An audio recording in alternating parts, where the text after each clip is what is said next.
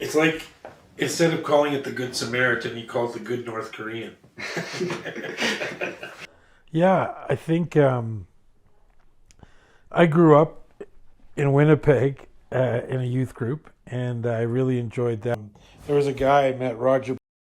He really showed me kind of what it was to follow Jesus and to give back, and so he invested a lot in my life, and that's where I started on university campuses, well, just the Manitoba one and U of C, just kind of talking to people about Jesus, running activities where the gospel or Jesus could be presented, and not only that, but also living in a way that people would want to follow. And anyway, when I came to Calgary, I started coming to Varsity Bible Church just as an attendee. And Keith, who was the pastor at the time, he was involved with the group that I was involved with, the Manitoba the Navigators. And so he kind of knew what they did, and they needed a youth pastor here. And I hadn't gone to Bible college, but he knew kind of how they taught people through the Navigators. And I had an interview, and I was hired. I started in 2001, and then we realized that as a group, part of the thing, I guess, how would you call it, the dynamics of a youth group and growing together is shared experiences. And so not only do we learn about Jesus and study it and stuff like that, but actually living it out in a group setting.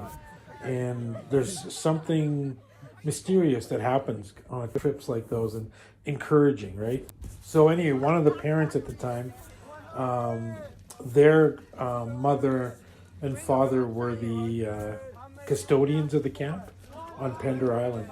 And so we connected with them, and in 2003, I think it was just 11 of us in a 15-passenger minivan driving to Pender.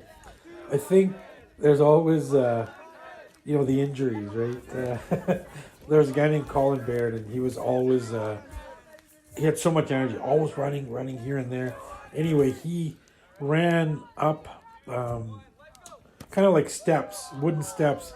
Anyway, he tore his whole toenail off, But I think part of the fun is these inside jokes that you make, right? So you're on a 12-hour bus ride, and, there's just, you get to know people and their character, right? Like some people are quiet, some people are really loud and annoying, you learn. So there's different things that you learn, but a lot of good memories.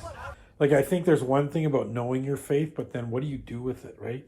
So I'm hoping the vision would be that the kids in grade 7, 8, and 9, and at 10, 11, and 12 start to see places where they could give back, whether it's here at the church or whether, they're going to be mechanics, engineers, dancers, whatever they are, right? Like that, they would also have this instilled that they're a follower of Jesus too, and they got to find ways to serve as well. My prayer would be that it'd be awesome. In the past, we've had a youth band, and we haven't had that for probably, before COVID, I guess, right? So 2019, it's been 4 years, and that would be awesome to have, because I think we're missing, there's a moment when you can worship together that you're missing as a youth group. Maybe doing things differently, right? Because I think youth are growing up differently. Like, how do you relate to them differently? So maybe changing the program. Maybe for us to figure out what it means to serve outside of our church. We do it once in a while, but it would be nice if our youth group would maybe reach out more in terms of the city, in terms of what are the needs of the city, how can we be more involved in that process. Paul writes to Timothy in the book of 2 Timothy, and he says he spent some time with Timothy. Paul's an older guy. Timothy's a young guy who's just starting in the church, and he says to him, the things you've heard me say in the presence of many people, I want you to pass that on to reliable men and women who will also be able to teach others. And so the idea of relationship and passing on what we know about Jesus, right? And hoping that they will be, like, I would love to, have my job taken by one of the youth coming up through youth group, right? Like, I'd love for my job to be replaced.